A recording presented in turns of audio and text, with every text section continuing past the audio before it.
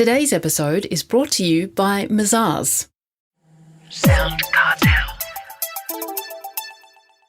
One key challenge all businesses face is finding the necessary capital to grow. But are there solutions that you might be overlooking? From SoundCartel, I'm Nicole Goodman, and this is Business Essentials Daily.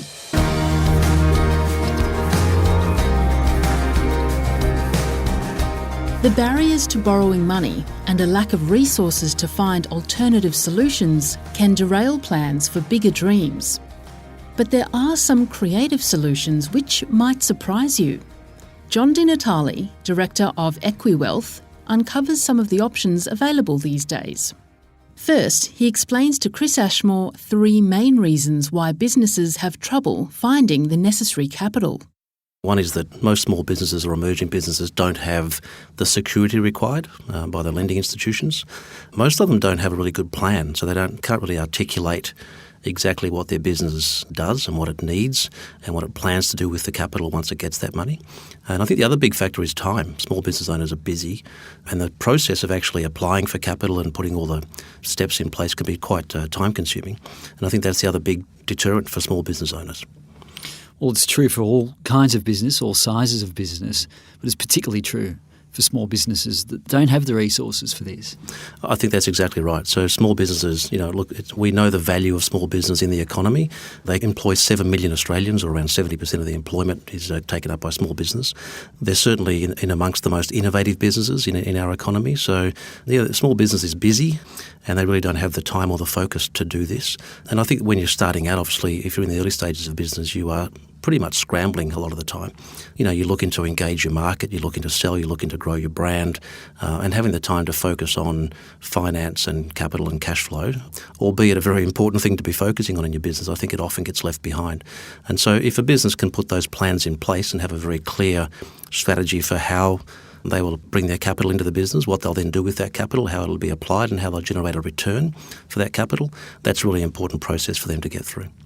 Well, if we look at the detail, John, what can business owners do to be prepared? I think the first thing is to understand your objective in bringing capital into the business. We speak with many small businesses, and it seems to be a trend, I think, that many small businesses start with the objective of bringing on an investor quite early. And whilst I can see the rationale for that, I think there's also a downside to that. You've got to be careful not to give away, too much of the business too early and really get involved, really have someone come in. And I guess it plays into the hands of that sort of Shark Tank opportunistic investment strategy, for the investors. If they can get in early in the business and really invest at a very low value and then have the business grow very quickly, that's ideal from an investor scenario. It may not be the ideal outcome for the business owner, though. So being really clear on your strategy, understanding why you want the capital, when you want the capital, what the timing of that is, and how that capital will be applied, I think is really important. Being really, really clear on your value proposition as a business.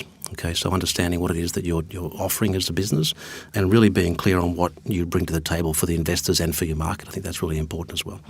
And in terms of prep work, I think really having a solid business plan and understanding your numbers is critical. Many of the small businesses we see really don't have a good grasp of, what do my numbers look like for the next 12 months or the next couple of years, and how do I plan to influence that and grow the business and paint a much, much better picture, a much more attractive picture for potential investors.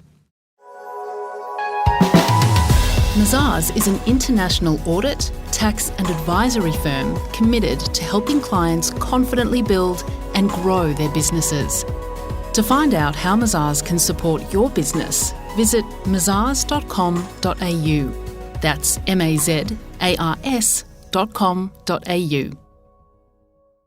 Well, getting money can always be difficult for small business owners. What are some of the funding options available? Yeah, okay. Well, if we look at the traditional funding models, there are a few. The first one is save, so you can put your money aside and try and build up a bit of a capital base. That has some upsides. It's a lot less risky as a strategy. It's also one of the slowest ways to gather capital. So you may get left behind in the race, from that point of view. So that's the first thing. I mean, look, if you look at the traditional ways that people have funded businesses, you could hit up a family member. You could ask your family for support or some friends for support. I guess the most common way is bank debt. So going to the banks and actually asking for a loan of some description, a business loan. And these are all still acceptable ways to grow your business, acceptable to ways to bring money into your business. I think one of the big barriers to starting a business and owning a business and growing a business has always been the dollars. But I think there are more options available now for business owners than there have ever been in terms of the way that they finance things. So you could look at a couple of areas. So there are numerous grants available for businesses, and I think it's well worthwhile investing in some time to explore that area and understand what grants might be available for you as you go through the different stages of business. So government grants, entrepreneurs programs, industry skills type funds, those sorts of things, innovation and R&D grants. There are people who specialise in finding those and getting you access to those in your business, and that's really important. One of the big ones, of course, has been around manufacturing and export grants. So those areas are certainly worth looking at. The other one that's becoming really popular is crowdfunding, and this is a really interesting area. So this is where you effectively put your business opportunity out to the market and have them invest in your business. It can be a really effective way to raise some initial capital. Again, like most strategies, it has pros and cons. I think it's a great way to test the market and for businesses to understand whether there'll be good take-up with their product or service. If you're looking at it from the point of view of bringing investors in, though, I think you have to be careful you don't end up with 100,000 mum and dad investors in your business, and that really stifles your decision making to a large degree. So crowdfunding sites like Possible and Kickstarter have launched some really exciting businesses in the last few years, and I think that's going to continue to be a really exciting and innovative way for people to find dollars. But I'd rather see it as a way for them to generate initial cash flow as opposed to equity, if that makes sense, in the business. A couple of other ones just to touch on. Private equity investors. Australia has a fairly active private equity area, and private investors and high net worth individuals are also worth looking at. A very competitive area. Getting access to these people is not easy, often very time consuming. And I think for small businesses, it's a fairly tricky path for them to follow, particularly given that most small businesses aren't really strong at articulating what it is that the opportunity is for these guys. They kind of go in search of money without having a very clear view of what it is that they're actually offering and what's in it for the investor. And then, of course, one of the really important questions to ask, I think, is do you actually need the capital at all?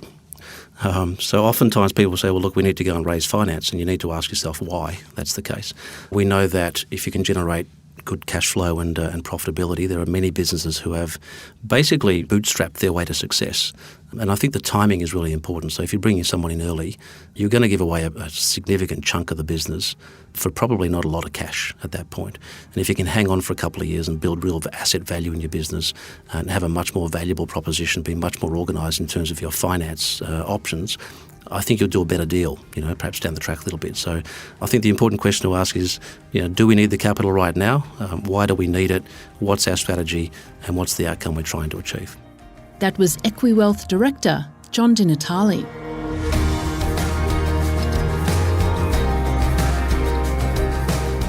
This episode of Business Essentials Daily is produced by the team at SoundCartel. Thanks for listening. I'm Nicole Goodman. We'll bring you more Be Daily tomorrow. Follow @BE Daily Podcast across social media and head to bedaily.com.au for more from the Business Essentials Daily podcast. SoundCartel. This episode was brought to you by Mazars. To find out more, visit mazars.com.au. That's mazars.com.au.